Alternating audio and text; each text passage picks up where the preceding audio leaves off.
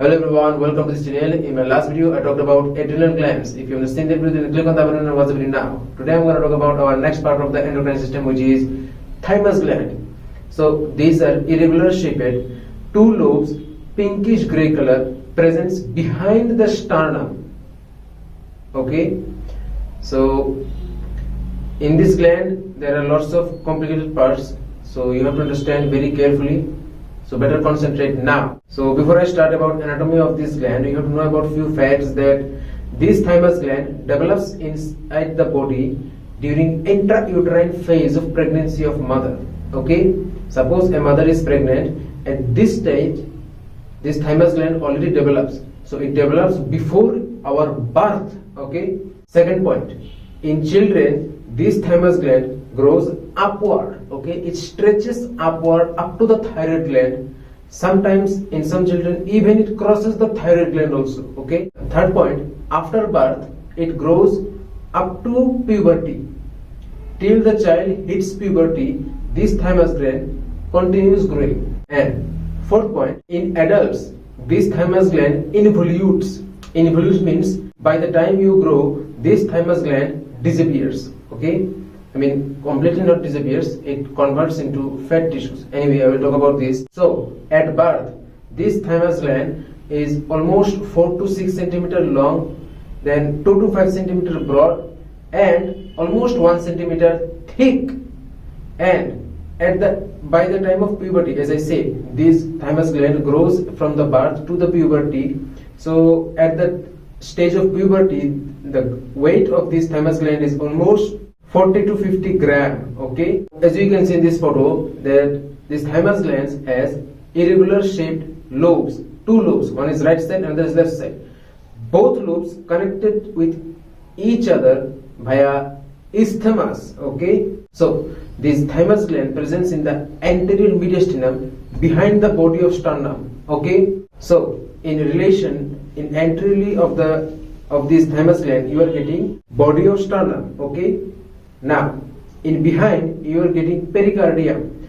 So basically what happens, this pericardium gives a bed, or you can say this thymus gland rests over this pericardium. Okay, along with pericardium, posteriorly it is also related with the aortic arch, then sternothyroid muscles, and also the trachea. Okay, in some people this thymus gland is pierced by left brachiocephalic vein. Okay, in very less people. Anyway, it doesn't matter.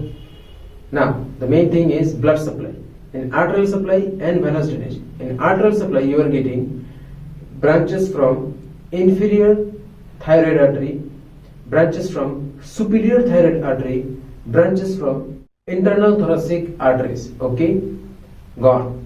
And the venous drainage, it is drained by left brachiocephalic vein, internal thoracic vein, and inferior thyroid vein. Okay, that's it. Now the nerve supply, it is mainly supplied by sympathetic plexus from vagus nerve. That's it. Now this thymus gland is covered by capsule, and this thymus gland has two layers. One is cortex and another is medulla. Cortex is very dark and the medulla is very light color. Okay, now as you can see in this photo, I said that cortex is darker color and the medulla is lighter color. So the outer layer of the cortex consists of very densely packed small very important cells known as thymocytes. Okay, the function of these thymocytes are actually, it helps to maturation of T lymphocytes. Okay, I will talk about this T lymphocyte later in my special videos, not here. So this thymocyte helps to maturation of T lymphocyte.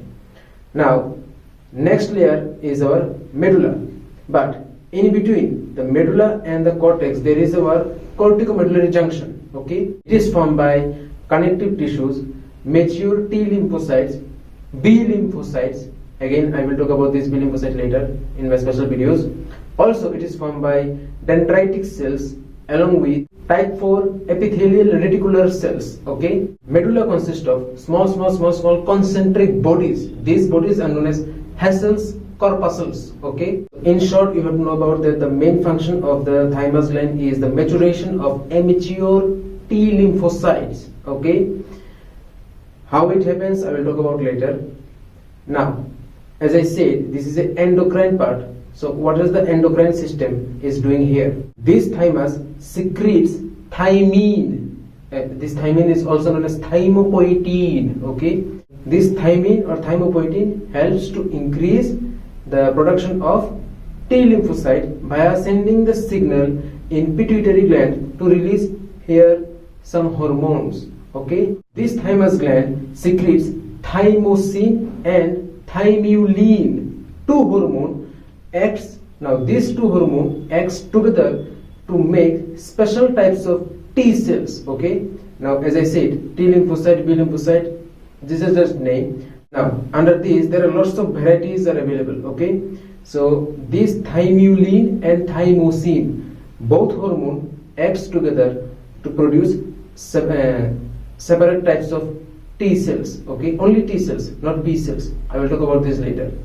And the last part is it produces thymic humoral factor. Okay, now this thymic humoral factor or THF, it keeps or it helps to maintain the immunity lifelong. So the main point is your immunity is already developed when you were child. Okay, so this is very short video about our thymus gland. I hope you liked it, and subscribe and share. Till then, bye.